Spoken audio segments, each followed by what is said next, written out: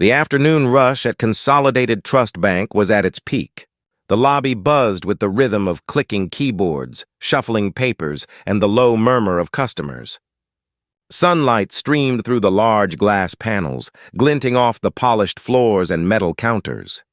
It was a typical day, routine, efficient, and unremarkable, until the moment Sergeant Major Thomas Ashton stepped through the doors.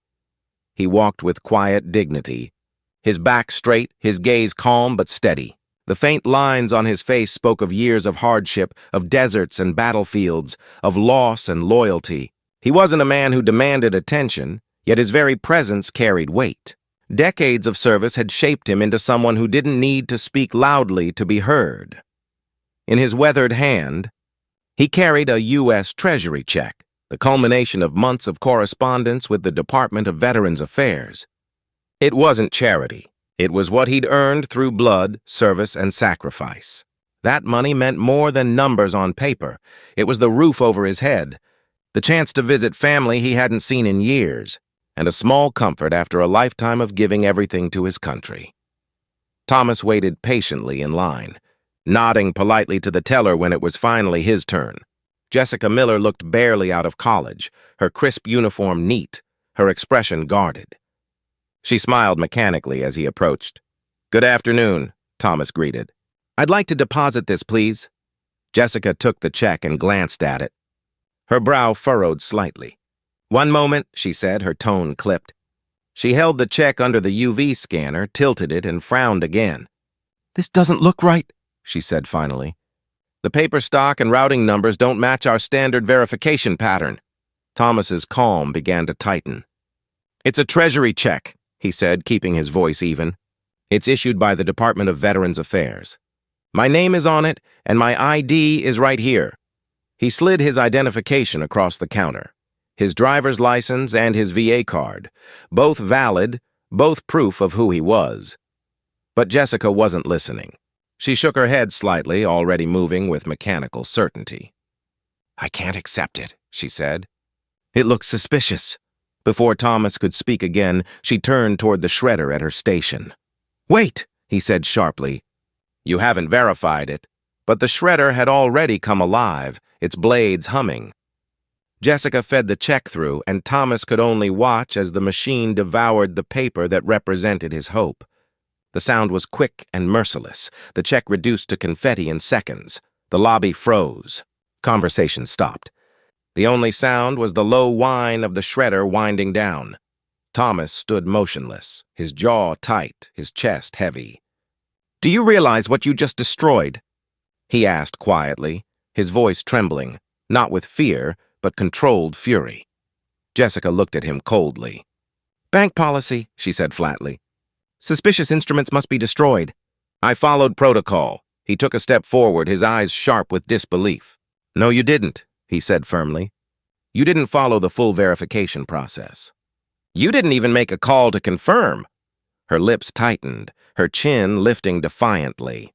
"I don't need to explain myself." The exchange drew the attention of Mr. Henderson, the branch manager, who stepped out of his office with the cautious composure of a man used to diffusing complaints. "Jessica, what's the problem here?" he asked, his tone polite but strained. Jessica repeated her story. Irregular check, possible fraud, standard destruction procedure. Henderson listened, nodding as though she were reading directly from the employee handbook. "We have to protect the bank," he said calmly. "You understand, sir, there's a lot of fraud out there." Thomas's patience cracked. "Protect the bank," he repeated, voice rising just enough to carry. "By shredding a government-issued check from the Department of Veterans Affairs? That's not protection. That's destruction of federal property," the crowd of customers murmured. Some frowned, others raised their phones, recording the confrontation. Henderson's calm wavered slightly. "Sir, I understand your frustration, but we can't undo the process now." "You'll need to file a dispute with the Treasury." Thomas took a deep breath, forcing himself to stay composed. "No," he said evenly. "This isn't over." He turned and walked out, the murmurs of the lobby fading behind him. Outside, the bright afternoon sun seemed harsher now, the heat biting against his skin. He sat on a cold bench near the entrance, his hands trembling slightly as he pulled out his phone. Years of discipline guided his movements. He opened his contacts and scrolled to a number he hadn't used in years, a name from Washington, a man he once trusted during his service days. He hit call. Office of the Undersecretary for Domestic Finance, a receptionist answered. "This is Sergeant Major Thomas Ashton, retired," he said firmly. "I need to speak with Undersecretary Harrison. It concerns the unlawful destruction of a U.S. Treasury check by a commercial bank." A brief pause followed, then a familiar voice broke through. "Tom, what's going on?" Thomas explained everything: Jessica's suspicion, the refusal to verify, the shredding of the check. There was a long silence on the other end, followed by a tone that turned colder with every word. "She shredded a Treasury check? That's not just policy failure, that's a federal offense," Harrison said tightly. "Stay there. I'm calling in reinforcements." Minutes later, 2 sleek black sedans pulled up outside the bank. The doors opened in perfect unison, and 4 agents stepped out. 2 men, 2 women, their dark suits crisp, their badges flashing. The chatter inside the bank stopped again as they entered. "Mr. Henderson?" "Miss Miller," one of the women said, her voice calm but cutting. "I'm Special Agent Davies with the Office of the Comptroller of the Currency. This is Special Agent Marcus from the Treasury Inspector General's office. We're here to conduct an immediate audit regarding the unauthorized destruction of a Treasury instrument." Jessica's face drained of color.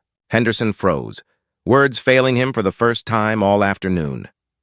"You will both accompany us for questioning," Agent Marcus said flatly. "You are not under arrest yet, but we expect full cooperation." Jessica stammered, her earlier arrogance gone. I thought it looked fake." "I was following procedure." Agent Davies didn't blink. "Following procedure doesn't include destroying federal instruments without verification," she said. "You've violated both internal and federal policy." Under questioning, Jessica's confidence completely unraveled. She admitted she'd skipped the verification steps.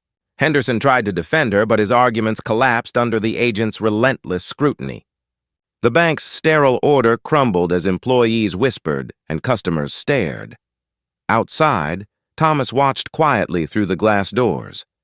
The scene inside was no longer one of arrogance, it was accountability.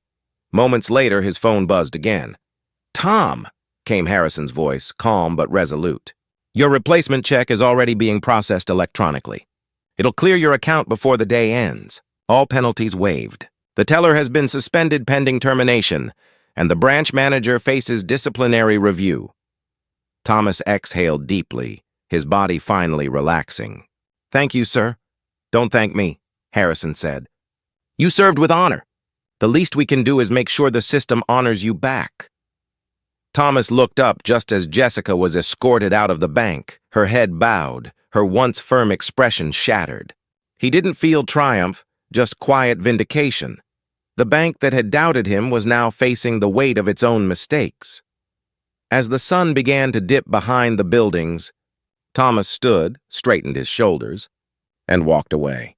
He wasn't just a veteran who had reclaimed his dignity. He was proof that standing firm, even when no one listens, can move the immovable. He had served his country on battlefields. Now he'd fought another kind of war, one against arrogance and indifference, and won. Because when you destroy a veteran's lifeline, you don't just shred paper. You shred trust, integrity, and the very principle of respect. But justice, as Thomas Ashton had just reminded everyone, has a way of finding its path.